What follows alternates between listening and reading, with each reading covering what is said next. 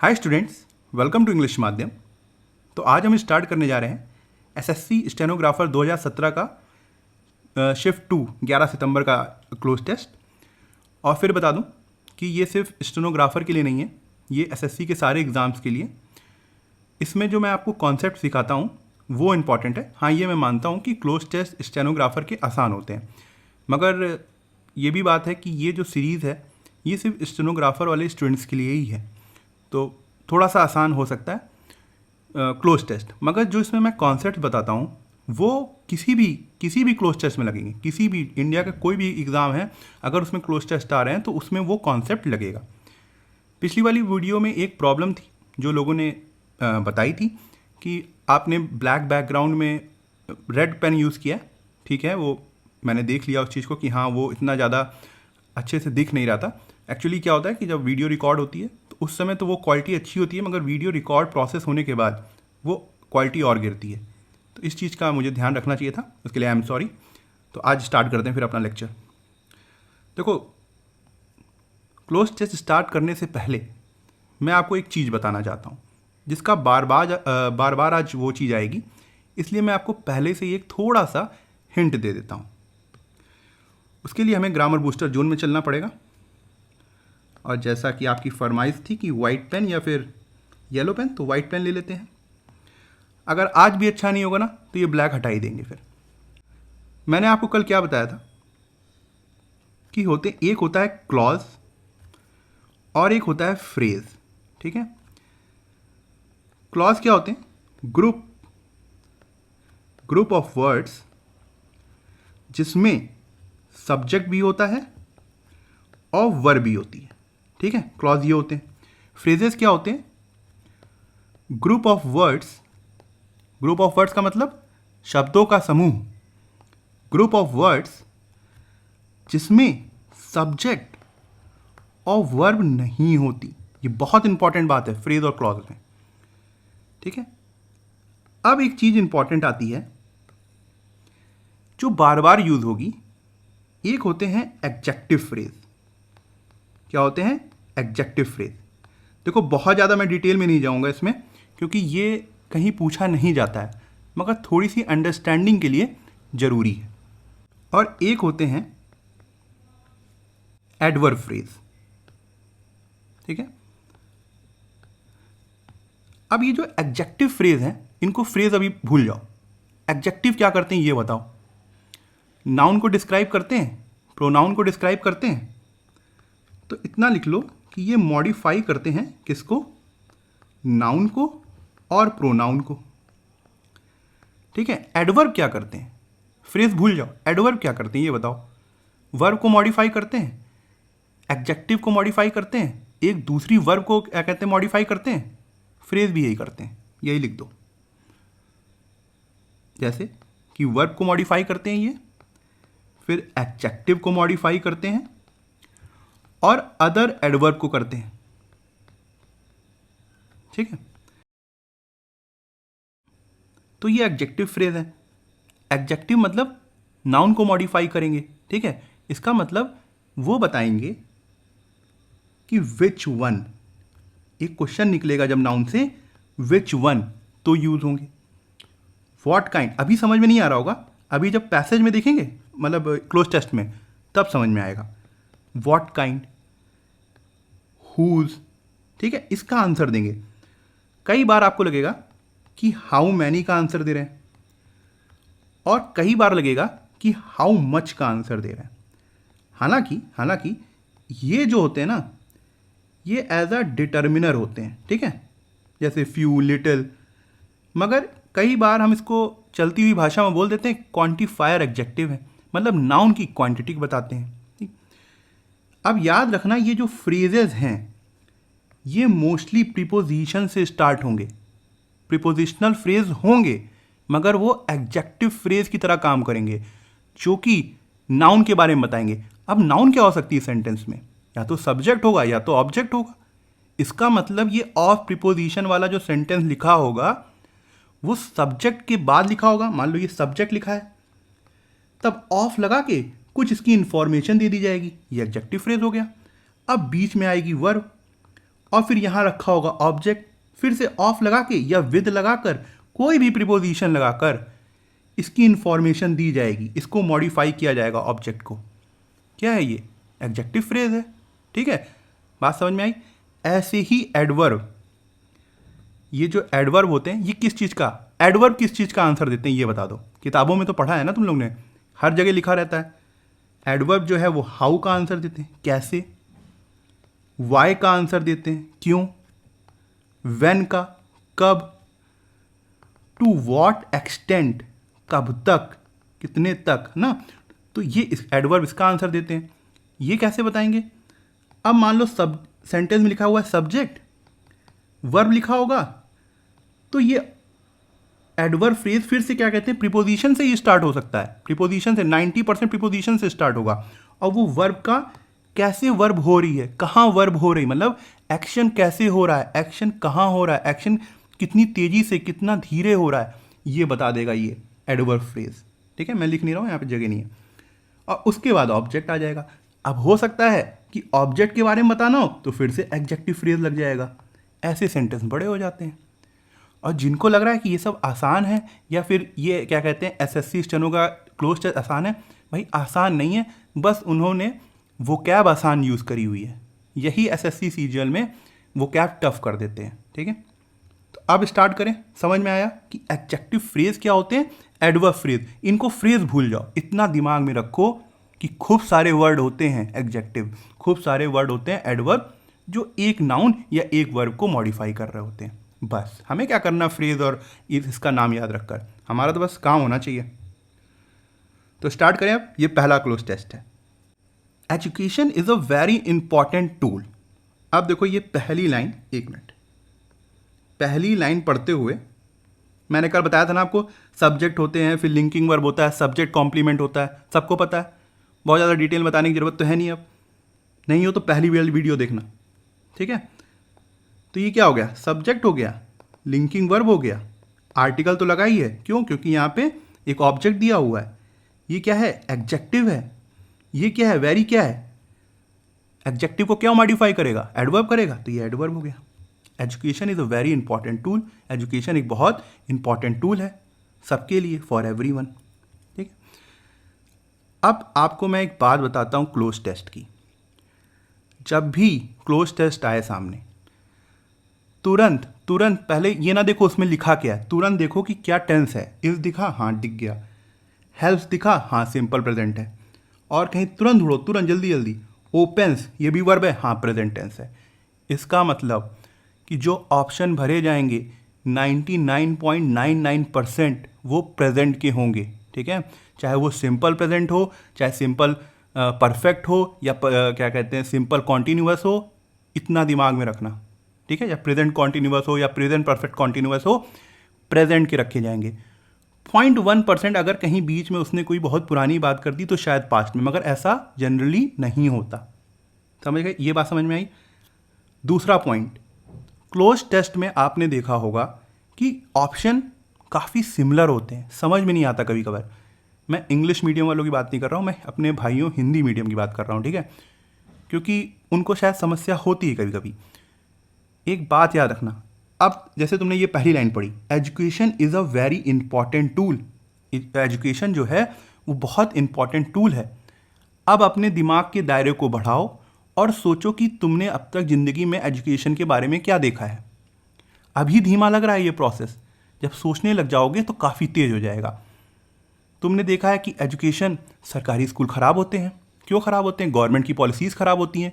अच्छा, वहाँ पे जो बच्चे वो सही से पढ़ते नहीं, टीचर काफ़ी आलसी होते हैं, ये सब दिमागे बन रहे। वही प्राइवेट स्कूल में काफ़ी अमीर बच्चे जाते हैं। ठीक है, और व्यापक सोचने की ज़रूरत है, और ज़्यादा दूर से। एजुकेशन पूरे देश को सही कर सकता है, मगर कुछ कभी कभी ऐसी पॉलिसीज़ बनती हैं, उसकी वजह से एजुकेशन हमारी फ्यूचर को ख़त्म कर सकता है। इतनी बातें अभी देखो हम लोगों ने पढ़ा नहीं है इसके बारे में, इतनी बातें आई। जब इस तरीके की बातें चल रही हो तो ऑप्शन भी वैसे ही चूज़ करोगे। जब बड़ी बातें चल रही हो तो छोटे वाले ऑप्शन मत यूज़ करो। इतना तो दिमाग लगा ही सकते हो ना। जब तुम एक पॉलिटिकल लीडर बन के स्पीच देते हो तो छोटे से ये नहीं बताते हो कि मेरी गली में लड़ाई हुई, तुम ये बताते हो मेरी दुश्मन देश से लड़ाई हुई। जब तुम एक, मान लो तुम प्राइम मिनिस्टर हो, तुम्हारी लड़ाई किससे होगी?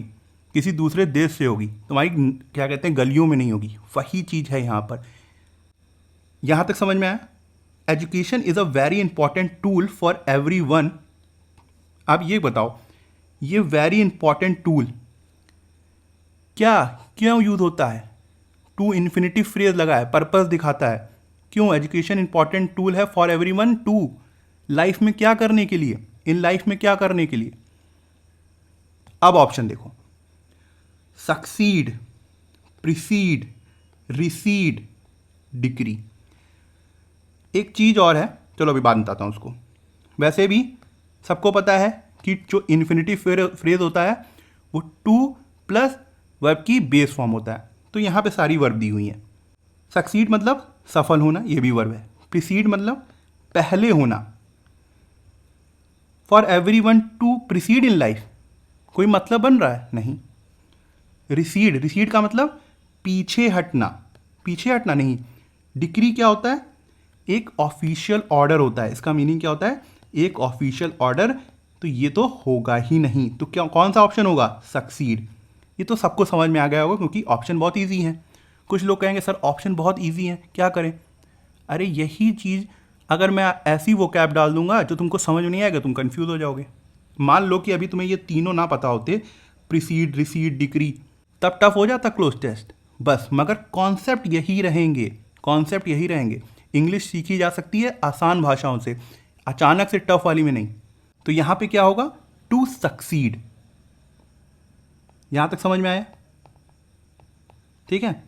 एंड गेट समथिंग डिफरेंट, तो कहना चाह रहा है कि एजुकेशन बहुत इंपॉर्टेंट है हमारी लाइफ में, कुछ अचीव करने के लिए और कुछ अलग पाने के लिए। मतलब सक्सीड मतलब आगे बढ़ने के लिए। यहां पे आपने देखा कि एक टू लगा हुआ है। अब ये ग्रामर रूल आपको रिवाइज करा रहा हूं मैं। यहां पे लगी है वर्ब की बेस फॉर्म। इन लाइफ क्या है सर ये? अरे भैया यही एडवर्बियल क्लॉज की बात कर रहा था मैं। क्यों? टू प्लस V1 है इन्फिनिटिव फ्रेज, मगर बना तो वर्ब से है ना, बना तो वर्ब से है ना। अब इसको जो मॉडिफाई करे, तुम कहाँ सक्सेस पाना चाहते हो अपनी लाइफ में? जब अपनी लाइफ के बारे में, जैसे तुमने बताया कहाँ व्हेन वेयर, तो ये जो इन है, इन लाइफ, ये एडवर्बियल फ्रेज हो गया। ठीक। एंड कंजंक्शन लगा और गेट। अब ये समझ में नहीं आ रहा है ये गेट किस सब्जेक्ट के लिए लग गया। यहाँ पे आप इन्फिनिटिव फ्रेज का एक रूल आता है जो कि हर किताबों में दिया रहता है मगर हम देख नहीं पाते। वो क्या होता है? जब दो इन्फिनिटिव एंड के साथ जुड़े हों तो सेकंड वाले में हम टू नहीं लगाते। क्यों? क्योंकि वो रिडंडेंट होता है, उसकी ज़रूरत नहीं होती। Two plus V1 and V2 ऐसे लिखेंगे। अगर ऑप्शन में SSC के एग्जाम में खासकर 2 plus V1 and 2 plus V2 दिया हो तो इसको एरर मारा जाएगा। एक एग्जांपल देख लो। They decided to stay and wait, to stay and wait. उन्होंने डिसाइड किया था कि वो रुकेंगे और इंतजार करेंगे। टू लगा, एंड लगा, वेट। यही चीज तो यहां हुई है, देख लो। टू, इसको मत ध्यान दो, मैंने क्या बोला था कि ऐसे ही सेंटेंस बड़े होते हैं। इन्होंने लगा दिया एडवर्बियल फ्रेज इस वर्ब के बारे में। अब लड़का कंफ्यूज हो गया कि यार ये एंड है, यहाँ पे गेट है, वहाँ किताब में तो पढ़ा था 2V1 फिर V2, ये क्या लगा दिया। जैसे मतलब इसको बस एडवर्बियल फ्रेज लगा दिया, इतना समझ लो। ठीक है, बात समझ में आ गई मेरे ख्याल से। गेट समथिंग डिफरेंट, यहां तक समझ में आया? इट, अब देखो इतना प्रोनाउन पढ़ते हैं हम लोग, है ना। यहां एजुकेशन को दोबारा रिपीट नहीं करना था, इसलिए प्रोनाउन लगा दिया इट। ठीक। इट हेल्प्स, क्योंकि एजुकेशन सिंगल है, सिंगुलर सब्जेक्ट है यहां पे, तो सिंगुलर वर्ब लगी है। इट हेल्प्स अ लॉट, ये जो अलॉट है ये क्या है? क्या बता रहा है? डिग्री बता रहा है ना, कितना। इट हेल्प्स वर्ब के बारे में बता रहा है, कितना, टू वॉट एक्सटेंट, जो अभी लिखवाया था। अ लॉट, बहुत। ये बहुत मदद करता है किसमें? इन लेसनिंग। अब देखो ये जो लेसन होता है ना, ये होती है वर्ब, ठीक। अब यहाँ पे हम लोग लगा रहे हैं आईएनजी, क्यों? क्योंकि इन जो है वो है प्रीपोजिशन। इन क्या है? प्रीपोजिशन है। प्रीपोजिशन ऑब्जेक्ट लेगा मगर लेसन लाना था। अब भाई हमारे पास कोई वर्ड ही नहीं है, हमको कहना था कि कम करते हुए, कम करेगा, इन लेसनिंग। तो क्या किया जाए? वर्ब में आईएनजी लगा के जेरेंड यूज़ कर लेते हैं। इसको एक मैथ्स के टूल की तरह समझो, ठीक है? जैसे डिवीज़न, मल्टीप्लिकेशन, ठीक है? उस तरीके से सोचो, मत सोचो ये इंग्लिश है, ये इक्वेशन है भाई साहब, इसको सही करना है हमें। लेसन का लेसनिंग कर दिया, लो ठीक है सर, आपने एकदम सही कह दिया कि ये हो गया, ये नाउन हो गया, ये प्रीपोजिशन ऑब्जेक्ट हो गई। इन लेसनिंग हेल्प करता है। अब बता रहा है ना, ये इज लर्निंग वर्ब के बारे में बता रहा है, तो ये क्या हो गया? एडवर्बियल फ्रेज हो गया। किसी एग्जाम में नहीं पूछा था, ऐसे ही नॉलेज के लिए बताया, बार बार रिपीट नहीं करूंगा, ठीक है? इन लेसनिंग सर ये क्या आ गया? The challenges. ये तो द लगा हुआ है, आर्टिकल लगा हुआ है, द चैलेंजेस। हाँ, ये आर्टिकल लगा हुआ है, तो इसका मतलब ये नाउन है। मगर ये नाउन है किसके लिए? सब्जेक्ट है कि ऑब्जेक्ट है? जेरेंट की ऑब्जेक्ट है। अच्छा, जेरेंट नाउन की कब से? क्योंकि लेसनिंग तो जेरेंट है, ये तो नाउन है, इसका ऑब्जेक्ट कैसे हो गया? देखो भाई, यहाँ पे एक कहीं नहीं लिखा होगा, ये मैंने अपने याद करने के लिए बताया था जब मैं पढ़ता था। वर्ब है, ठीक, ये वर्ब है। अब तुम लेके आए मार्केट से एक कपड़ा और तुमने लगा दिया आईएनजी वाला टैग, आईएनजी वाला कपड़ा पहना दिया इसको, और ये बाहर निकला तो इसको लोगों ने एज अ नाउन देखा, इसका नाम पड़ गया नाउन, ठीक। मगर इसकी जो आत्मा थी वो चीख चीख के कह रही थी, मैं वर्ब हूँ, मैं वर्ब हूँ, मैं वर्ब हूँ। तो आत्मा जब वर्ब है तो इसका मतलब वो ऑब्जेक्ट भी ले सकती है और सब्जेक्ट भी ले सकती है। मोस्ट केसली में आपको बस इसका ध्यान रखना है। ये कभी नहीं, ये कभी नहीं देखोगे, ये देखोगे। पता है क्यों? क्योंकि जेरेंड, अगर ट्रांजिटिव वर्ब से जेरेंड बने हुए हैं, मैंने कल बताया था, transitive in transitive verb, transitive verb object लेती है, इन ट्रांजिटिव वर्ब ऑब्जेक्ट नहीं लेती। जो जेरेंड ट्रांजिटिव वर्ब से बने होंगे वो ऑब्जेक्ट लेंगे, जो जेरेंड इन ट्रांजिटिव वर्ब से होंगे वो ऑब्जेक्ट नहीं लेंगे। मोस्टली केस में आपको ट्रांजिटिव दिख जाती है तो वो ऑब्जेक्ट होता है। इसलिए यहां पे इन लेसिंग के बाद क्या? द चैलेंजेस आया ऑफ डिफिकल्ट लाइफ। चैलेंजेस किसके? डिफिकल्ट लाइफ के, ठीक है। ये ऑफ लगा हुआ है, ये नाउन है, नाउन है ना। चैलेंजेस किसके? डिफिकल्ट लाइफ के। तो ये क्या हो गया? एडजेक्टिव फ्रेज हो गया, क्योंकि वो नाउन के बारे में बता रहा है कि चैलेंजेस जो हैं वो डिफिकल्ट लाइफ के। इतना समझ में आया? यहां तक मुझे यही आपको समझाना था कि एडजेक्टिव फ्रेज क्या होते हैं, एडवर्बियल फ्रेज क्या होते हैं। अब नहीं देखेंगे, मगर मेरा कहने का मतलब ये था कि हो सकता है कभी कभी यहाँ पर भी एरर दे दें, आज तक दिया नहीं है, तो उस तरीके से हम समझ सकते हैं, ठीक है। आगे बढ़ें आप, मेरे हिसाब से ये वाला हो गया ना, ठीक है।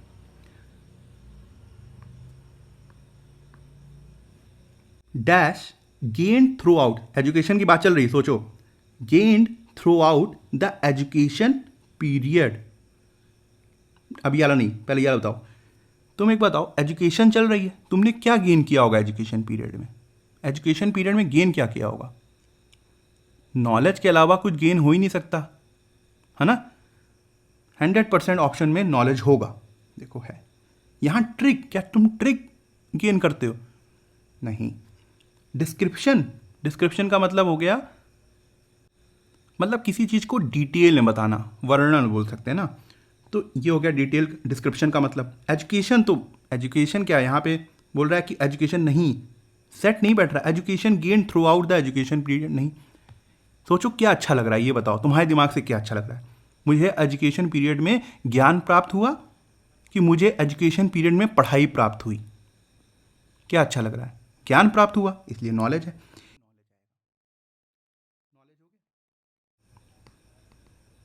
Gain throughout the, gain. अब अच्छा ये बताओ, यहां तक तो सब प्रेजेंट चल रहा था, वाह वाह, यहां पर भी प्रेजेंट चल रहा था, ये अचानक से पास्ट टेंस क्यों यूज हो गई? पिछला वाला लेक्चर किसी ने ध्यान से देखा तो बता दे। वर्ब की थर्ड फॉर्म है ये ना। अगर मैं इसको ऐसे लिख दूं, knowledge that are gained throughout the education period, क्या ये ग्रामेटिकली रॉन्ग होगा? नहीं होगा। क्यों? क्योंकि ये रिलेटिव क्लॉज था, ये बता रहा था इसके बारे में। अरे आर नहीं, ये इज होगा भाई। नॉलेज जो है वो अनकाउंटेबल नाउन है और अनकाउंटेबल नाउन हमेशा सिंगुलर रहती है। Knowledge that is gain throughout the education period, ये दैट हटा दिया, इज हटा दिया और गेन लिख दिया। क्यों? स्टाइल के लिए। हर चीज़ तुम लोग भाई जो हिंदी मीडियम के हो, तुम लोग जब निबंध लिखते हो बहुत बढ़िया बढ़िया लिखते हो, मैंने देखा हिंदी मीडियम वालों को। इसी तरीके से ऐसे तो नहीं लिखते हो, पापा मैं आया सब्जी लाया, ऐसे तो ना बोलते हो, थोड़ा सा शॉर्ट करते हो ना चीज़ों को, बस वही चीज़ है। ये होता है रिड्यूस रिलेटिव क्लॉज, इसको आप कह सकते हो एडजेक्टिव फ्रेज। ठीक, knowledge gain throughout the education period, यही पास्ट पार्टिसिपल है। ये जो एडवांस वर्ब में किताबों में लिखा होता है प्रेजेंट पार्टिसिपल, पास्ट पार्टिसिपल, वो एडजेक्टिव की तरह यूज होता है, यही है। वहाँ पे एक वर्ड अगर जैसे ब्रोकन चेयर एक वर्ड में हो गया तो भाई एडजेक्टिव हो गया। अब जब उसने पूरा ले लिया सेंटेंस तो एडजेक्टिव फ्रेज हो गया। Knowledge gain throughout the education period क्या होना चाहिए यहाँ पे? आगे वाली स्लाइड में चलते हैं, क्योंकि कुछ लोगों ने बोला था कि बगल बगल ही क्वेश्चन रखिएगा, इसलिए knowledge gain throughout the education period. अब आगे पढ़ो पहले, each and every individual confident about their life, यहां पे गलती है, ये होना चाहिए टू फील कॉन्फिडेंट। ठीक है, अब देखो knowledge gain throughout the education period, यहां पे अगर नॉलेज लिखा हुआ है, सोच लो ये रिलेटिव है, यहां तक तो इसका एडजेक्टिव फ्रेज हो गया।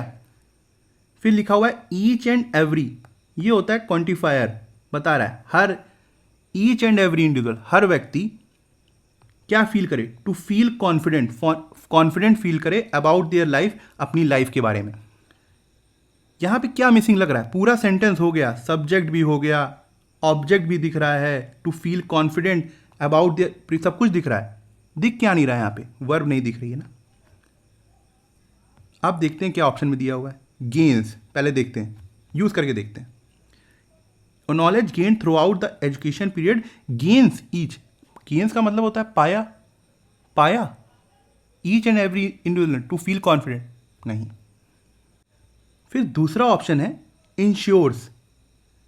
इंश्योर का मतलब होता है कि किसी चीज को आपको, जैसे कह सकते हैं हम, मेकिंग समथिंग हैपन, मतलब सुनिश्चित करना कि कोई चीज हो जाए। Knowledge gain throughout the education period क्या था? इंश्योर्स ईच एंड एवरी, सुनिश्चित करे कि सब कॉन्फिडेंट फील करें। अरे ऐसा नहीं होता, वो अपने आप ही हो जाता है, ये भी नहीं होगा। Enables, knowledge gain throughout the education period enables each and every individual to feel confident about their life. Enables का मतलब होता है योग्य बनाना, हाँ ये आ रहा है। नॉलेज जो है through out the education period जो है वो आपको योग्य बनाती है कि आप कॉन्फिडेंट फील करें अपनी लाइफ के बारे में। आया? ये हो सकता है। एश्योर का मतलब क्या होता है? आश्वासन देना, है ना। क्या नॉलेज आपको आश्वासन देती है कि आप अपने कॉन्फिडेंट में फील, लाइफ में फील करो, कॉन्फिडेंट फील करो? नहीं देती। तो यहां पे क्या आएगा? इनेबल्स। ठीक है, एश्योर्स भी नहीं आएगा। समझ में आ रही है बात? समझ में आ रही है कि यहां पे ये सब्जेक्ट था, उसके बाद इनेबल क्यों नहीं हुआ? इनेबल्स क्यों हुआ? देखो नॉलेज क्या है? Uncountable noun. चलो एक चीज़ और बता ही दूं, ठीक है, थोड़ा सा रहेगा, ये शायद मैंने पिछली वाली वीडियोज में नहीं बताया था, बार बार ऐसे याद नहीं रहेगा। अनकाउंटेबल नाउन जिनको हम काउंट नहीं कर सकते, थोड़ा सा बताया था ना, इसमें एस या ईएस नहीं लगता। ठीक, तो हमेशा सिंगुलर वर्ब आएगी, जिसमें एस ईएस का कोई लफड़ा ही ना हो तो उसमें सिंगुलर वर्ब आएगी। एग्जाम में कौन कौन से होते हैं जो ज़्यादातर पूछे जाते हैं, जिनके साथ वो प्लूरल वर्ब लगा देते हैं या फिर अनकाउंटेबल नाउन को प्लूरल बना देते हैं SEIS लगा के। बस यही एक इसकी एरर बनती है पूरे एग्जाम में। एविडेंस और न्यूज़, नॉलेज, वीडियो बढ़ा सकते हो अगर टाइम खराब हो रहा है उसमें। इंफॉर्मेशन, ठीक है, इंफॉर्मेशंस नहीं होता, ऐसे ही एडवाइस और एक मिनट, मनी, ठीक है। राइस शुगर तो था ही, राइस हम लोगों ने पिछली वाले लेक्चर में भी देखा था। और वाटर भी लिख लेते हैं। एक शायद बैगेज होता है, हाँ ये तो इम्पॉर्टेंट है, बैगेज होता है, फिर लगेज होता है, ठीक है। तो ये आपके पास सबके पास होगा, ये चीज़ें बार बार रिपीट होती हैं। तो ये होती है अनकाउंटेबल नाउन, उनके साथ सिंगुलर वर्ब लगती है, एस या ई एस नहीं लगता। एक रूल आपका रिवाइज हुआ, ठीक है। अब देखो कहाँ गया, नॉलेज एक अनकाउंटेबल नाउन थी, गेन्ड ये तो वो हो गया, इसका एडजेक्टिव फ्रेज हो गया। यहाँ पे इनेबल्स लगा, क्यों? क्योंकि सिंगुलर वर्ब लगी, क्योंकि अनकाउंटेबल नाउन के लिए सिंगुलर वर्ब लगती है। कंफर्म भी हो गया।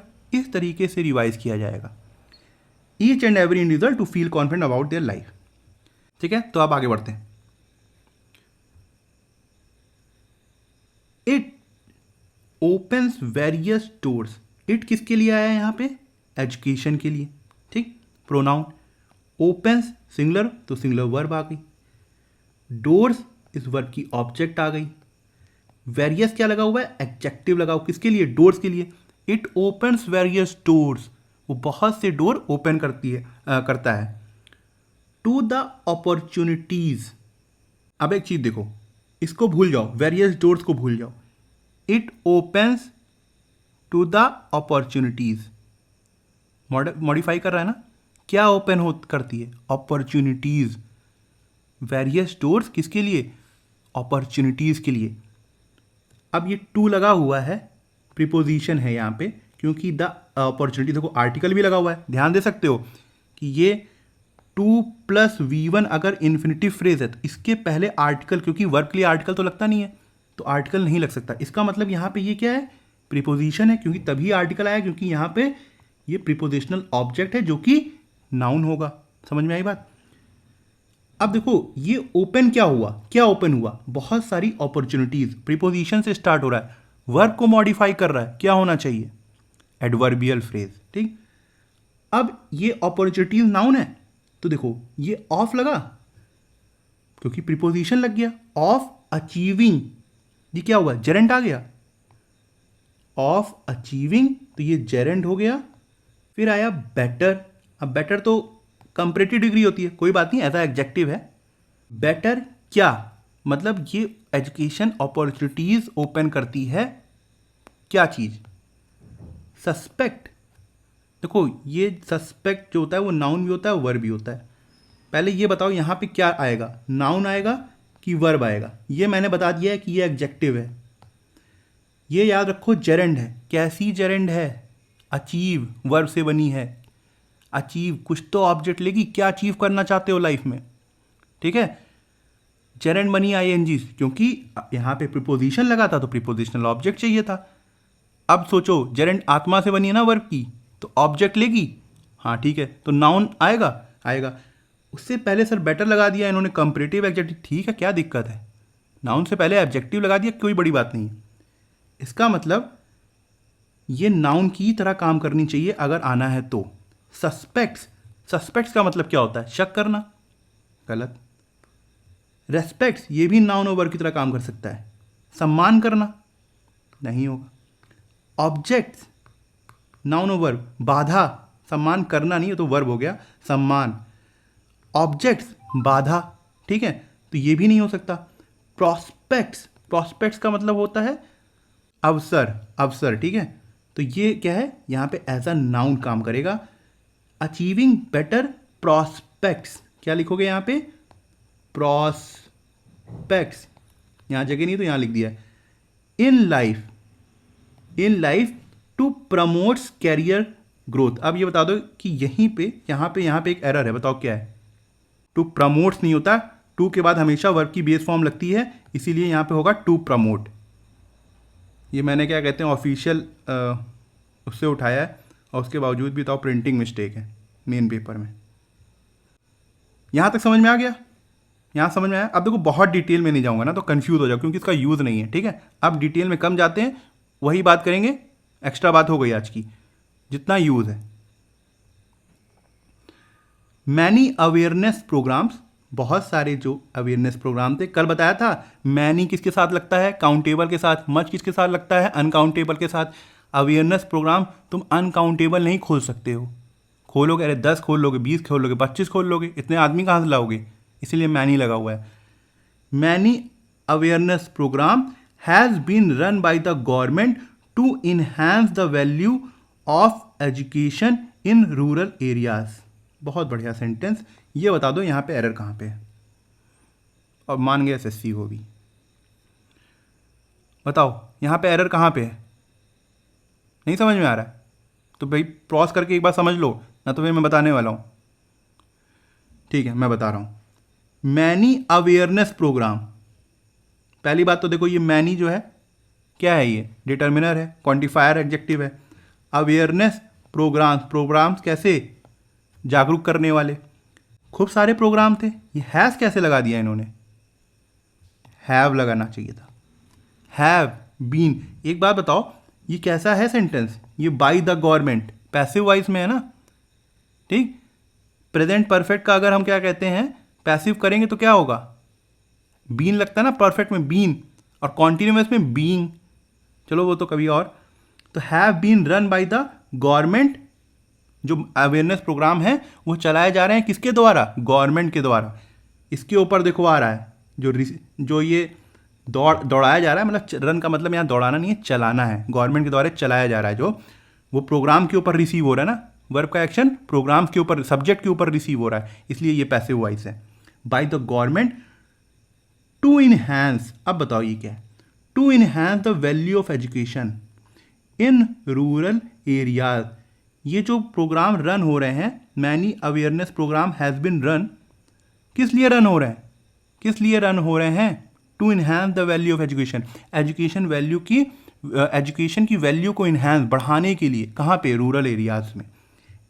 अब ये देखो, ये एजुकेशन था, अब ये तुम कह सकते थे ना एजुकेशन इन अर्बन एरियाज, कह सकते थे। इसका मतलब तुम एजुकेशन कहाँ पे, अर्बन एरियाज में। एजुकेशन क्या है, नाउन है। इन रूरल एरियाज, यहाँ पे नाउन फिर बता रहा है, फिर मॉडिफाई कर रहा है, अरे भैया गांव के एरियाज की, क्या हो गया, एडजेक्टिव फ्रेज हो गया, बात खत्म।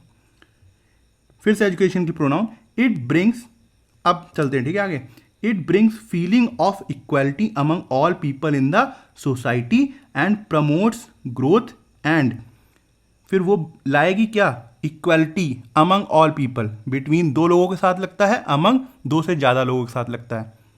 एक स्पेशल केस होता है मगर उसको बाद में बात करेंगे कभी जब बिटवीन आएगा तो।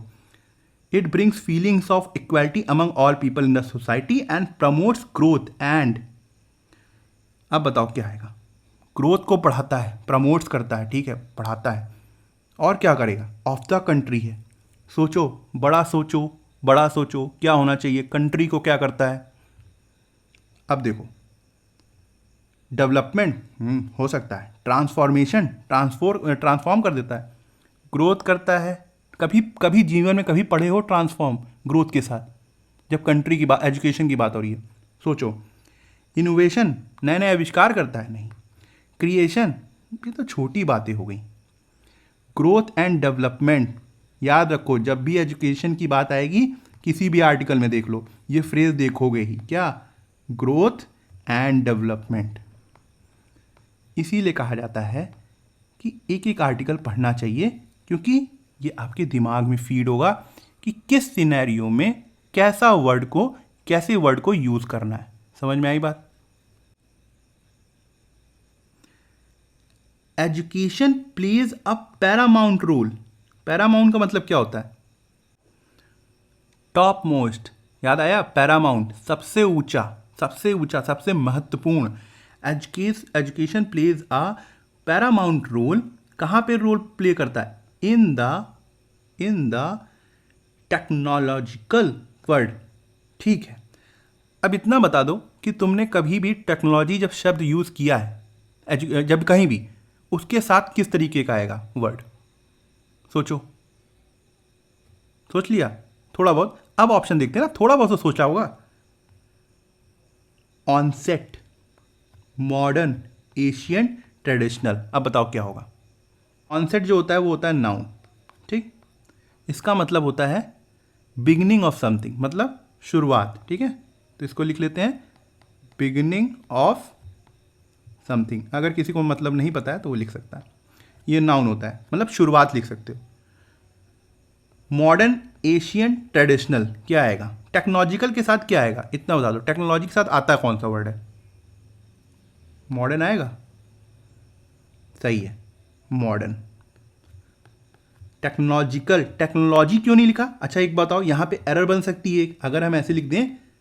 बिल्कुल बन सकती है, ये मत सोचो बड़ी छोटी सी चीज है ये। टेक्नोलॉजी लिख दें, टेक्नोलॉजी वर्ड, ठीक है, या टेक्नोलॉजिक वर्ड लिख दें। नहीं, क्यों? क्योंकि वर्ड एक नाउन है और ये टेक्नोलॉजिकल एक एडजेक्टिव लगा है। कैसा वर्ड? जो टेक से घिरा हो, ठीक। Nowadays there are many ways, बहुत सारे वेज हैं to enhance the education level को बढ़ाने के लिए। The whole criteria of education have, अब मुझे ये बता दो यहाँ पे हैव क्यों लगा है? देखें, तुम लोग पढ़ते हो ना, क्या कहते हैं वो, क्या पढ़ते हो कि नहीं पढ़ते हो? बता दो यहाँ पे क्यों लगा हुआ है। चलो यही बता देते हैं, ये ग्रामर वाला नहीं है, थोड़ा सा वोकैब वाला सेक्शन है, इसलिए यहीं बता दे रहा हूँ। एक होता है, पढ़े होगे, क्राइटेरियन, याद आया? और एक होता है क्राइटेरिया। ये क्या होता है? प्लूरल होता है। क्राइटेरियन मतलब क्या होता है? मापदंड होता है ना, मतलब कुछ ऐसे ऐसे पॉइंट्स होते हैं, उसको फॉलो करना ही है आपको। ये क्या हो गया? सिंगुलर, ठीक है। ये क्राइटेरियन हो गया, ये क्राइटेरिया हो गया। अब याद रहेगा, क्यों? क्योंकि अब हमने पैसेज में देखा है ये चीज़, इसीलिए बोला जाता है कि बार बार पढ़ना चाहिए पैसेज, ये याद रहती चीज़ें। The whole criteria of education, इसीलिए यहाँ पे हैव लगा है। क्राइटेरिया किसका? और एजुकेशन का। हैव बीन चेंज नाउ, अब चेंज हो गया है, पैसिव है क्योंकि हैव बीन वर्ब की थर्ड फॉर्म लगी हुई है। We can study through the distance learning program after the 12th standard together with the, अब समझ में नहीं आ रहा है ना, समझ में नहीं आ रहा अभी, कोई बात नहीं, ऑप्शन देखते ही समझ में आ जाएगा। हम पढ़ सकते हैं, वी कैन स्टडी, देखो ये कैन क्या है? मॉडल वर्ब है, इसलिए स्टडी यहाँ पे वर्ब की बेस फॉर्म आई है। थ्रू द यहाँ पे क्या है? प्रीपोजिशन है। डिस्टेंस लर्निंग पूरा एक क्या कहते हैं, प्रीपोजिशनल ऑब्जेक्ट है। यहाँ पे थ्रू का मतलब होता है, देखो दो तरीके के थ्रू के मतलब होते हैं, वो भी देख लो।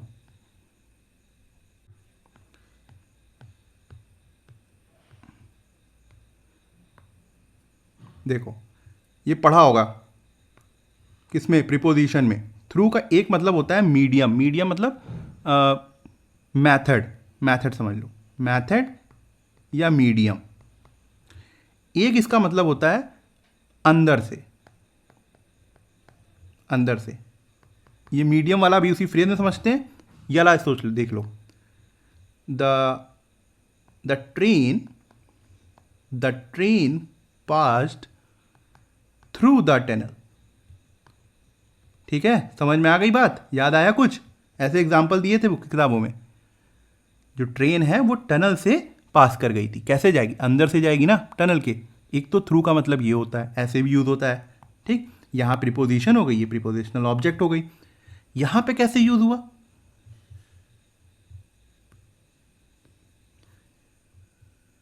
कहाँ गया?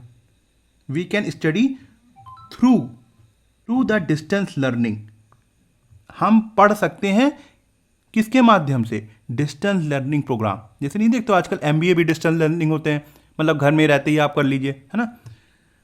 आफ्टर, फिर preposition, after the 12th standard, prepositional object. Together with the, साथ में ही, किसके साथ? अब देखते हैं option. Together with trip, together with trip नहीं, गलत। जर्नी के साथ। रेस्ट, आराम के साथ। जॉब, हाँ हो सकता है। ऑब्जेक्ट, अब ऑब्जेक्ट के तो दो ही मतलब हो जाएंगे, ऑब्जेक्ट कोई भी चीज या फिर बाधा, तो ये भी नहीं। तो यहां पे सिंपल सा क्या आया? जॉब, ठीक है। ऑप्शन आसान है, तो मुझे लगता है आपने, देखो जो मैं बीच में बता रहा हूं ना वो इंपॉर्टेंट है। ऑप्शन तो ईजी है, आई नो दैट कि ऑप्शन ईजी है। Education is not so costly, education जो है वो बहुत ज़्यादा महंगी नहीं है। एनीवन विद लेस मनी, एक चीज़ दिखी मुझे, ये कॉस्टली। ये बताओ, ये एल वाई लगा हुआ है, एडवर्ब है कि एडजेक्टिव है? क्या है ये? एजुकेशन तो सब्जेक्ट हो गया, इज़ लिंकिंग वर्ब हो गई, नॉट जो है वो निगेट कर रहा है इज़ को, मतलब निगेटिव बना रहा है, ठीक है। सो कॉस्टली, सो यहाँ पे एडवर्ब है। ये क्या है? कॉस्टली क्या है? ये भी है एडजेक्टिव। अब ये कैसे हो गया? कल बताया था, फिर भी एक बार और बता देते हैं, कुछ नए लोग जुड़े होंगे। देखो, जब नाउन में एल वाई लगेगा तो वो क्या देगा? एडजेक्टिव, ठीक है। जब एडजेक्टिव में एल वाई लगाओगे तो वो क्या देगा? एडवर्ब, जो कि कॉमनली हम लोग जानते ही हैं। नाउन की लिस्ट देखो, जैसे अगर मैं बोलूँ फ्रेंड, टाइम, कॉस्ट, डेथ, ठीक है। अगर हम इसमें एल वाई लगा दें, तो ये बन जाएंगे एडजेक्टिव। तो याद रखना कि इनको गलती से भी एडवर्ब मत समझ लेना। टाइमली, कॉस्टली, यहाँ पे डेथली नहीं होगा, ये होता है डेडली, ठीक है। और एडजेक्टिव का तो आपको पता ही है, जैसे क्विक हो गया एडजेक्टिव तो quickly, careful carefully, happy happily, loud loudly, ये तो है, पता होगा ना। बस ये चीज़ बतानी थी कि कुछ वर्ड होते हैं ऐसे, इसको ध्यान रखना, इंपॉर्टेंट है ये। Costly, education is not so costly, anyone with less money may study continuously, जिनके पास भी कम पैसा है वो भी पढ़ सकते हैं, इतनी भी एजुकेशन कॉस्टली नहीं है। वी कैन गेट, फिर देखो मॉडल वर्ब आया, वर्ब की base form I, dash in the big and popular universities with fewer fees through the distance learning. क्या आना चाहिए? वी कैन गेट, कह रहा है कि हम थोड़े से फीस में, अब चाहे वो बहुत बड़ी बिग यूनिवर्सिटी या पॉपुलर यूनिवर्सिटी में, कुछ पा सकते हैं। क्या पा सकते हैं? सोचो, नॉलेज पा सकते हैं डिस्टेंस लर्निंग से, पा सकते हैं, मतलब होना चाहिए ऐसा आसपास वाला वर्ड ना। लो, जो सोचा था वो नहीं हुआ, ऐसा होता है एग्जाम में, कोई बात नहीं। Rewards, we can get rewards in the big end. Reward क्यों मिलेगा भैया? सीखने जा रहे हो, तुम्हें कभी यूनिवर्सिटी में रिवॉर्ड दिया गया? आइए एडमिशन लीजिए, 10 लाख रुपए लेके जाइए। एप्रिसिएशन, ताली बजाएंगे। अब तुम्हें पता ही नहीं है भाई तुम टॉपर हो क्या हो, हैं, ताली बजाने लग जाएंगे, आहा वाह वाह आपने एडमिशन लेके कमाल कर दिया। रिम्यूनरेशन का मतलब होता है सैलरी, वाह भाई वाह। अब ये है, जिसको नहीं पता होगा ये सेंटेंस, इसकी मीनिंग, वो गया। कहाँ थे हम लोग?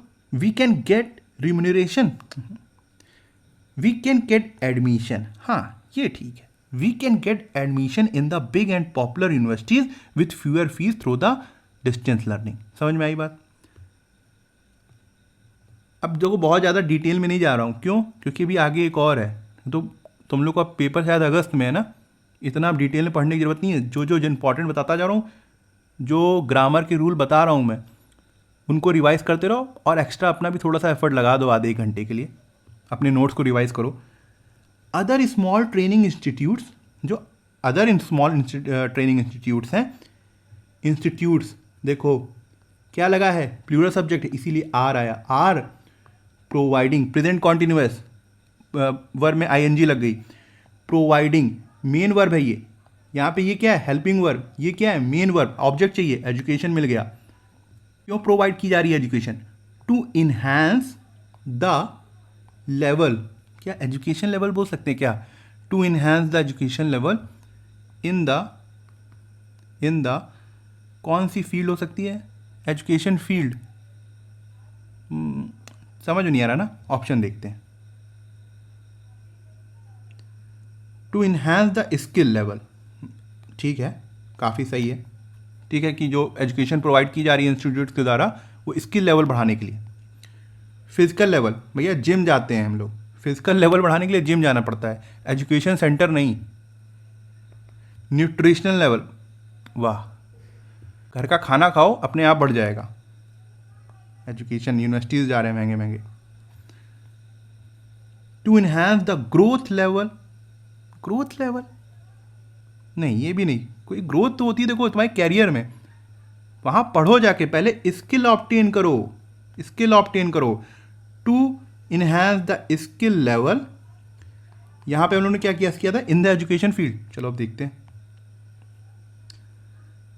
इन सिंपल फील्ड, सरल फील्ड नहीं, देखो इन लगा हुआ है, दा लगा हुआ है, तो पक्का नाउन आना है, क्योंकि आर्टिकल तो नाउन के लिए लगता है, और यहाँ पे प्रीपोजिशनल ऑब्जेक्ट होगा। पर्टिकुलर फील्ड, ठीक है। मेयर, क्या होता है मेयर का मतलब, देखो मेयर का मतलब होता है, एक तो ये एडजेक्टिव होता है, इसका मतलब आता है सिर्फ, सिर्फ या फिर केवल, ठीक है, हिंदी में बता रहा हूँ। इसका सेंटेंस अगर मैं दूं, जैसे the mere thought of failure scares me, केवल असफलता का ख्याल आते ही मुझे डर लगने लगता है, ठीक है, तो ऐसे यूज़ होता है, या सिर्फ या केवल, तो ये एक तो एडजेक्टिव है पहली बात, तो कोई मतलब ही नहीं है यहाँ पे। यहाँ पे हमको चाहिए नाउन, तो ये खत्म हो गया। अनइम्पॉर्टेंट नहीं, तो क्या सही है, इन पर्टिकुलर फील्ड, किसी भी पर्टिकुलर, मतलब एजुकेशन इंपॉर्टेंट क्यों है, क्योंकि वो प्रमोट करता है स्कूल को। अब बहुत सी स्किल हो सकती हैं भाई, तुम हो सकते हो कंप्यूटर इंजीनियर, कोई हो सकता है हिस्टोरियन हो सकता है, किसी को कॉमर्स में बड़ा इंटरेस्ट है, कोई हो सकता है अकाउंट का मास्टर, तो सब अपनी स्किल को अपनी पर्टिकुलर फील्ड में इन्हांस करना चाहते हैं, समझ में आई। तो यहाँ पे क्या होगा, पर्टिकुलर फील्ड, और यहाँ पे क्या होगा, स्किल। चलो अब इसमें ज़्यादा हम लोग नहीं देखेंगे, कुछ जो डायरेक्टली रूल आ जाएंगे उसको देख लेंगे। इसको भी सेकंड क्लोज टेस्ट को ख़त्म करते हैं, जितना ग्रामर बताना था काफ़ी डीप बताया, इसको भी ख़त्म कर लेते हैं, ठीक है।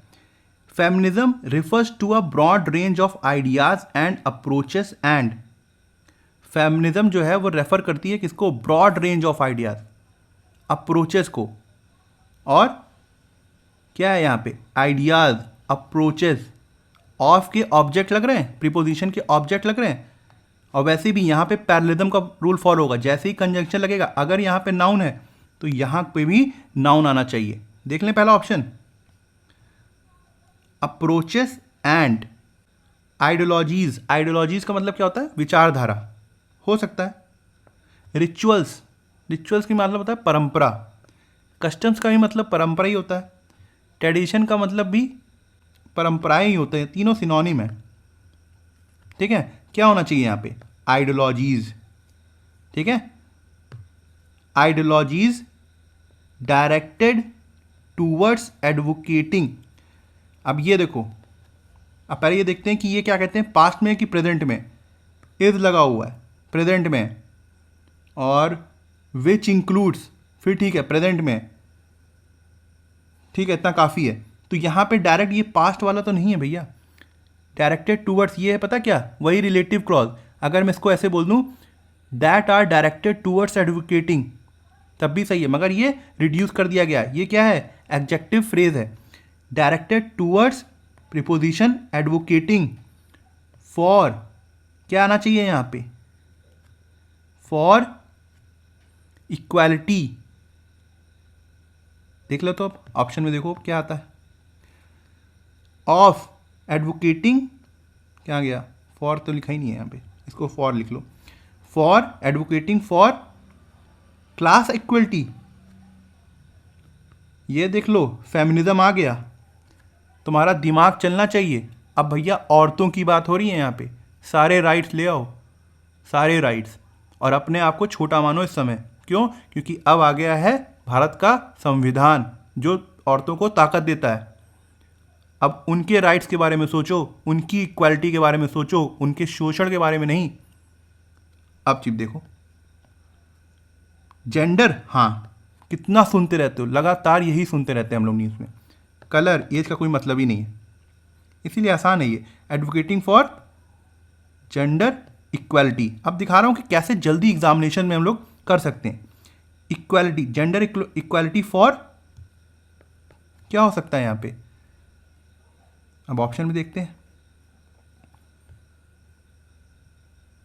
For man, children, women, elders. अब बता दो क्या होगा, किसके लिए ये जेंडर इक्वालिटी किसके लिए है, इतना बवाल चलता रहता है दुनिया में, किसके लिए?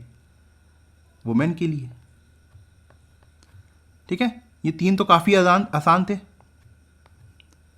अब आगे बढ़ते हैं। फेमिनिज्म इज अ मूवमेंट, देखो ये क्या है, सिंगुलर सब्जेक्ट है, is a movement, linking verb, subject complement, movement noun है तभी आर्टिकल लगा हुआ है, मगर नाउन और एडजेक्टिव सब्जेक्ट कॉम्प्लीमेंट हो सकते हैं।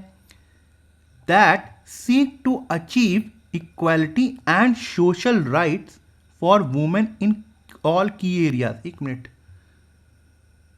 यहाँ पे मुझे लगा कोई इंपॉर्टेंट रूल छूट गया, नहीं। That seek to achieve equality and social rights for women in all key areas which includes education, personal, economic, employment and culture sphere of human endeavours. यहाँ पे दो गलतियाँ हैं, मैंने सिखाई हैं आपको, ठीक है, मैं फिर बता रहा हूँ। वर्ब की गलती है, बता दो कहाँ पे है। यहाँ पे गलत है, एरर का भी प्रैक्टिस कर लो इसी में, बता दो। इतना बड़ा सेंटेंस है, एसएससी तो एक लाइन का देता है। मूवमेंट क्या है, वो भी ए आर्टिकल लगा, एक मूवमेंट। फेमिनिज्म एक मूवमेंट है, दैट रिलेटिव क्लॉज आ गया जो कि मूवमेंट के बारे में बता रहा है, इसका मतलब एडजेक्टिव क्लॉज आ गया। दैट सीक, सिंगुलर सब्जेक्ट के लिए प्लूरल वर्ब लगा दोगे, नहीं, दैट सीक्स। देखो ये जो दैट है ना, ये रिलेटिव क्लॉज तो स्टार्ट कर रहा है, मगर इसको ये समझ लो कि इसने मूवमेंट की ना सारी जिम्मेदारी अपने ऊपर ले ली है। ये बन गया है सबसे घर का बड़ा, इसको आप सब्जेक्ट मानो। तो ये दैट किसको रिप्रेजेंट कर रहा है, मूवमेंट को, इसीलिए यहाँ पे सीक्स आएगा। सीक्स टू अचीव इक्वालिटी, जो फेमिनिज्म मूवमेंट है वो ये देखता है कि कैसे इक्वालिटी पाई जाए, एंड सोशल राइट्स, कैसे सोशल राइट्स वुमेन के लिए पाए जाए हर की एरियाज में। अब इसको देखो, इन ऑल की एरियाज, ये इन क्या था, प्रीपोजिशन था, ऑल क्या था, डिटर्मिनेंट था, की क्या था, एडजेक्टिव था, एरिया क्या था, प्रीपोजिशनल ऑब्जेक्ट था। एरिया क्या है, यहाँ पे नाउन है, यहाँ पे तो एरियाज लगा हुआ है, प्लूरल नाउन लगा हुआ है, क्या करा जाए, विच, फिर से देखो रिलेटिव क्लॉज आया, फिर से एडजेक्टिव वाला क्लॉज डाल दिया इन्होंने, फिर से एरिया, विच इंक्लूड, जो कि इंक्लूड करता है। अब बताओ यहाँ पे एक एरर है, ये जब एरियाज प्लूरल सब्जेक्ट लिया तो भैया प्लूरल वर्ब लेनी चाहिए थी, ये सिंगुलर वर्ब क्यों ले ली? तो यहाँ पे क्या होगा, इंक्लूड। पेन चेंज कर दूं, एक मिनट, इंक्लूड होगा, क्या होगा, इंक्लूड। समझ में आई बात, समझ में आई क्यों हो रहा है यहाँ पर, include education, personal, economic, employment, culture sphere, सिर्फ बातें बताई गई हैं, ठीक। Activists of the feminist movement, मतलब जो उस फेमिनिस्ट मूवमेंट में जो एक्टिविस्ट हैं, देखो एक्टिविस्ट क्या है यहाँ पे, नाउन है। अब ये ऑफ द फेमिनिस्ट मूवमेंट, किसकी, एक्टिविस्ट किसकी, फेमिनिस्ट मूवमेंट की, तो क्या होगा ये ऑफ द फेमिनिस्ट मूवमेंट, ये हो गया एडजेक्टिव फ्रेज, क्योंकि ये एक्टिविस्ट के बारे में बता रहा है जो कि एक नाउन है। Activist of the feminist movement have, अब देखो इतनी दूर लेके आए वर्ब, ठीक लेके आए इतनी दूर, एक्टिविस्ट यहाँ था इसीलिए प्लूरल सब्जेक्ट है, इसलिए यहाँ पे हैव यूज़ किया, ठीक है। देखो इतना बड़ा इन्होंने पहले एडजेक्टिव फ्रेज डाल दिया और इतनी दूर वर्ब डाल दिया। अब ये बताओ यहाँ पे हैव लिख देते और यहाँ पे मान लो मूवमेंट्स ना लिखा होता, मूवमेंट लिखा होता तो कंफ्यूज ना कर जाते ना, इसीलिए बताया मैंने एडजेक्टिव फ्रेज और एडवर्बियल फ्रेज, और कोई बात नहीं है, वो आपको इनडायरेक्टली एरर में भी हेल्प करेगा।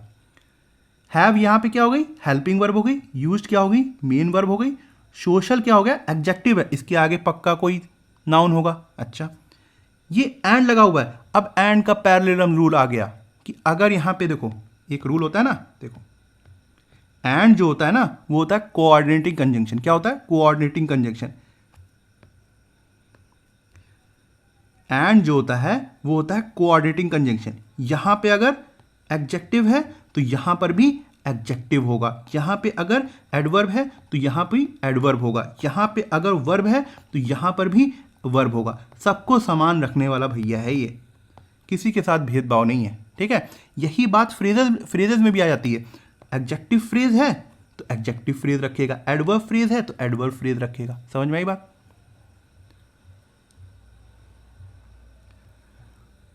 क्या हुआ, कहाँ गया? हाँ, एंड देखो, सोशल एडजेक्टिव, फिर पॉलिटिकल एडजेक्टिव, फिर थ्योरीज। सोशल एंड सामाजिक और राजनीतिक जो थ्योरीज हैं। टू, अब इसका पता नहीं, आगे देखते हैं। To run have used social and political theories to क्या? Run for women's right. यहाँ पे थोड़ा ज़्यादा हौच पौच हो गया है ना, इसको थोड़ा साफ कर लेते हैं फिर देखते हैं। ठीक है, activist of the feminist movements have used, उन्होंने यूज किया क्या? Social and political theories use करी, मतलब सामाजिक और राजनीतिक की थ्योरी यूज करी, क्या करने के लिए? To for women's right and freedom. To run women's right, चलाने के लिए।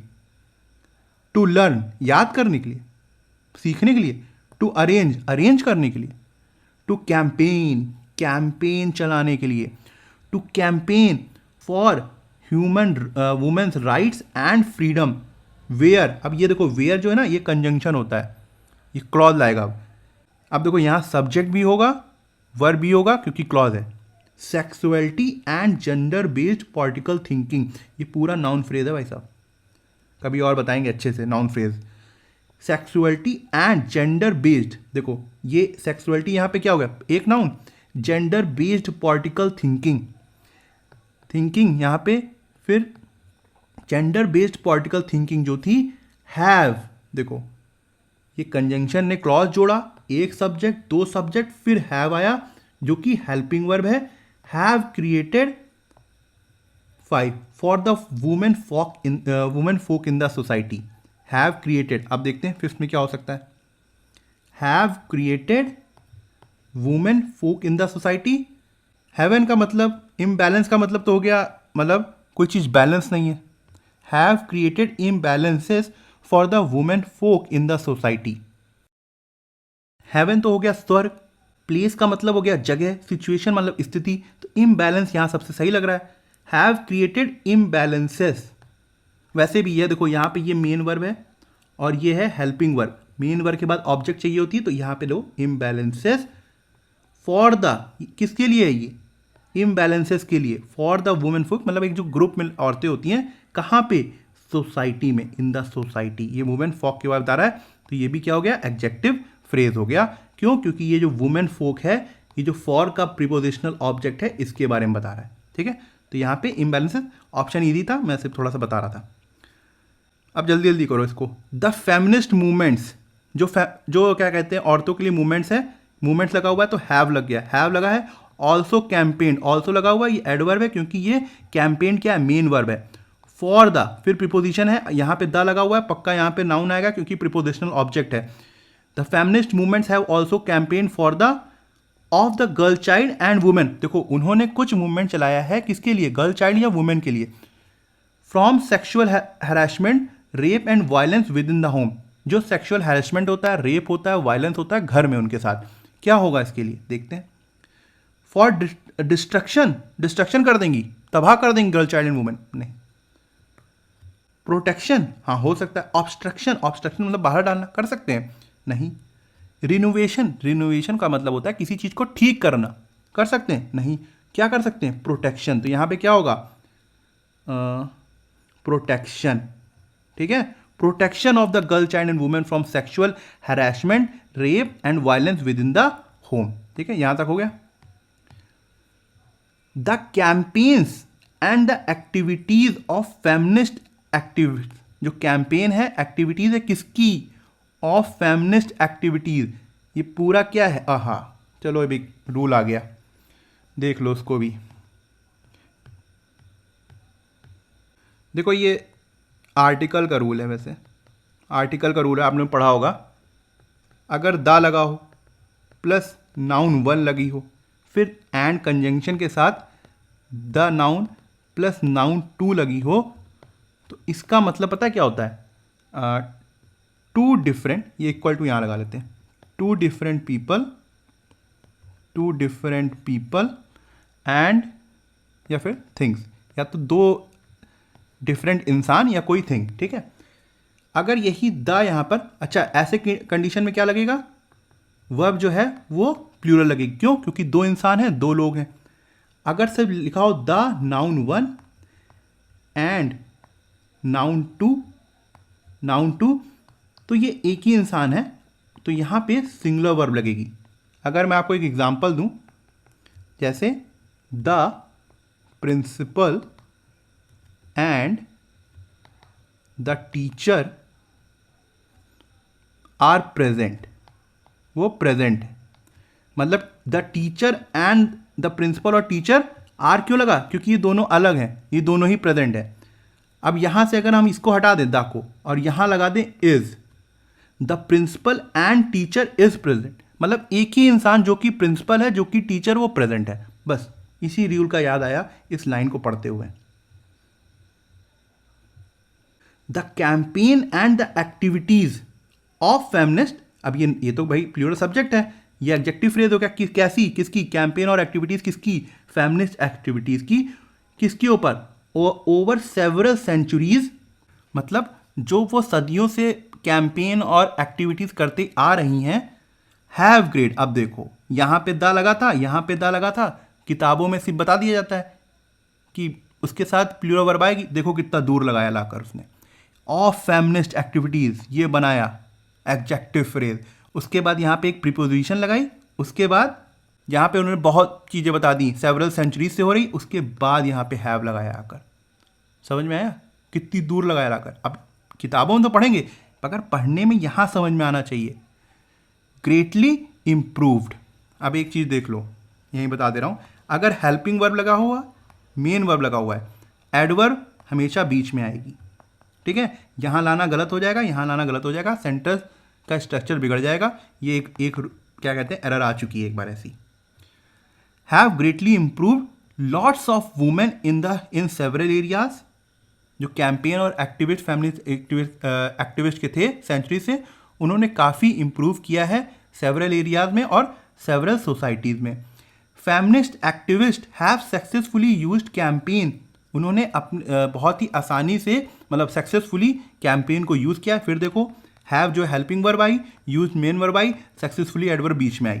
Campaign for the rights of women to secure a broad range of, उन्होंने सक्सेसफुली यूज़ किया अपने कैंपेन को किसके राइट के लिए? वुमेन के क्या सिक्योर करने के लिए? सक्सेसफुली यूज्ड, ये याद रखना, ये जो to secure a broad range है ना, ये एडवर्ब फ्रेज है किसके लिए? वर्ब के लिए, क्योंकि वर्ब को वही किस लिए यूज़ किया? To secure a broad range of, क्या होना चाहिए? आप देखते हैं example, of growth, idea, notion, क्या होना चाहिए? ये नोशन का मतलब होता है आइडिया, बिलीफ, वही चीज़ है। यहां पे होगा अपॉर्चुनिटीज। क्यों? Broad range of, for the rights of women to secure a broad range of opportunity. अब आगे का सेंटेंस देखो, such as the right to vote and be voted for, तो वो क्या है? ये अपॉर्चुनिटीज है। पढ़ के भी समझ में आ रहा है ना? तो आगे वाले सेंटेंस को देख लो, जैसे यहां पे मान लो, आगे देखते हैं, यहां पे अपॉर्चुनिटीज लिख दो, अपॉर्चुनिटीज लिख दिया, ठीक है। कैसी opportunities? Such as right to vote, vote देने की, be voted for, as a political leader खड़ी होने की, तो कि उनको वोट किया जाए, इसीलिए यहाँ पे पैसिव वॉइस है। Be voted for the right to own property, property को ओन करने की, the rights to equal pay of fair और फेयर वेजेस, एक तो इक्वल पे भी चाहिए और जितना काम कर रही है वो पे चाहिए। यहाँ पे राइट्स देखो, सबके साथ राइट लगा था क्योंकि एक अधिकार की बात हो रही थी, यहाँ पे राइट्स लग गया, क्यों? क्योंकि दो अधिकार की बात हो रही है। The right to public office, क्या हो सकता है बताओ? पब्लिक ऑफिस में वो वुमेन को क्या राइट चाहिए? पब्लिक ऑफिस मतलब समझ रहे हो? जैसे ये तुम्हारा एसएससी सीजीएल या स्टेनो हो गया, यहाँ पे इनको जॉब चाहिए, ऑफिस चाहिए, बताओ क्या लिखोगे? Rights to held public office, देख लो, टू प्लस वर्ब की बेस फॉर्म है। ग्रांट, ग्रांट का मतलब समझ रहे हो क्या होता है? ग्रांट का मतलब होता है देना, वर्ब है, ठीक है। हेल्ड भी वर्ब की सेकेंड फॉर्म है। Win, to win public office, जीतने के लिए नहीं, टू होल्ड। ठीक है, ये होल्ड सही है यहाँ पे। ठीक है, देखो क्या होता है, होल्ड फर्स्ट फॉर्म होती है, हेल्ड और फिर हेल्ड, ये वर्ब की फर्स्ट फॉर्म, वर्ब की सेकेंड फॉर्म, वर्ब की third form. The rights to hold public office, the right to enter legal contracts, legal contracts में भी घुसने का उनको राइट हो, and the right to have,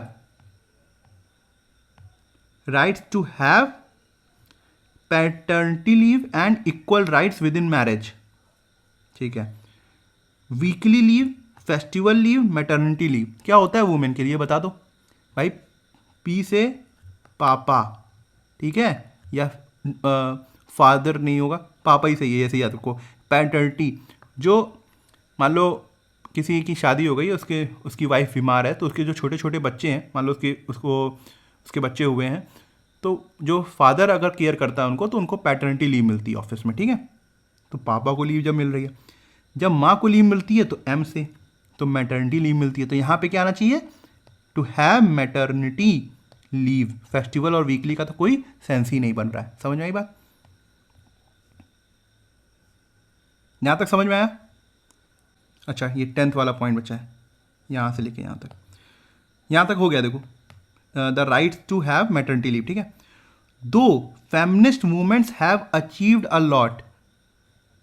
यहाँ पे अब देखता हूँ मैं, आप एक रूल है जो हम लोग पढ़ते रहते हैं, पेयर वाला, समझ पाते हो कि नहीं। दो feminist movements have achieved a lot, जबकि फेमिनिस्ट मूवमेंट ने काफ़ी अचीव किया है फॉर द वुमेन फोक, औरतों के लिए, यट लेकिन some categories of feminism continue to be criticise for being, मगर अभी भी कुछ कैटेगरीज टाइप की जो औरतें हैं उनको अभी भी क्रिटिसाइज किया जाता है। एंड क्लास स्पेसिफिक, देख लेते हैं। ट्रेडिशनल, हाँ हो सकता है भाई। देखो, जो पुरानी औरतें होती हैं उनको अभी भी क्रिटिसाइज किया जा रहा है, क्योंकि उनका रहने तरीका मतलब क्या है, वो अपने फैमिली की केयर करती हैं, या फिर उनका वो इतनी मॉडर्न नहीं है, इसकी वजह से उनको क्रिटिसाइज किया जा रहा है। ऑब्स्ट्रक्शन तो हो नहीं सकता, बाधा। इरिटेटेड, चिढ़ी हुई नहीं। सेल्फिश नहीं। ठीक है, सेल्फिश का कुछ मुझे वो बताओ सिनोनिम जो पूछे जाते हैं। इगोइस्टिक पढ़ा है, या फिर इगोसेंट्रिक, इसका सिनोनिम काफ़ी बार रिपीट होता है सेल्फिश का। Egoistic and egocentric. तो ट्रेडिशनल यहाँ पे सही होगा। ठीक है, एक चीज़ और पूछनी थी, हाँ पेयर वाला। दो के साथ, देखो दो के साथ यट लगता है, दो के साथ यट लगता है, क्यों? क्योंकि ये कंट्रास्ट है। देखो कंट्रास्ट समझो, जो बोलते थे ना ग्रामर में, दो येट कंट्रास्टिंग सब्जेक्ट हैं, बट जो है वो कंट्रास्ट की लगता है, यहाँ पे समझो। दो feminist movements have achieved a lot, जबकि फेमिनिस्ट मूवमेंट ने बहुत कुछ अचीव कर लिया है फॉर द वुमेन फॉक, औरतों के लिए, लेकिन यट, बट जैसा मीनिंग आ रहा है, यट लेकिन some categories of feminism continue to be criticise for being traditional and class specific. अभी भी कुछ औरतों को क्रिटिसाइज किया जाता है क्योंकि वो ट्रेडिशनल है या फिर किसी एक स्पेसिफिक क्लास से आती हैं। ठीक है, समझ में आया कैसे दो और येट कंट्रास्ट पैदा करते हैं, कंजंक्शन है। ठीक, आजकल येट वैसे मॉडर्न ज़माने में फेल हो गया है, इसलिए यहाँ पे कॉमा लगा देते हैं, मगर एसएससी अभी भी यही फॉलो करता है। तो दो के साथ येट लगेगा। तो ठीक है, आज की क्लास यहीं ख़त्म करते हैं। देखो सेकंड वाला मैंने थोड़ा सा तेज़ी से निपटाया क्योंकि पहले वाले में ज़्यादा टाइम दे दिया था। 6 अगस्त को पेपर है, मतलब एक्स्ट्रा चीज़ें पढ़ने में समय मत बर्बाद करो, जितना ज़रूरत है उतना। ठीक, तो ये आज की क्लास ख़त्म होती है। तो बताइएगा कि क्या सीखने को मिला और आज कैसा लगा। पेन का जो ब्लैक ग्राउंड था पीछे, कैसा आया, वाइट दिख रहा है कि नहीं दिख रहा। अभी भी दिक्कत है, कोई दिक्कत नहीं है, आप कमेंट करना, मैं इस ब्लैक वाले को हटा दूंगा। ठीक है, मैं इसलिए करता हूँ ये चीज़ क्योंकि ये थोड़ा सा दिमाग में एक शिफ्ट लाएगा। अच्छा, ये ग्रामर जो है, तो पता चला इसमें जो ग्रामर सीख रहे हो ना, वो वहाँ पे क्लिक कर जाए, वो याद आएगी पहले ब्लैक स्क्रीन और फिर याद आ जाएंगे ये ग्रामर के रूल। एक भी क्लिक कर गया, काम हो गया। ठीक है।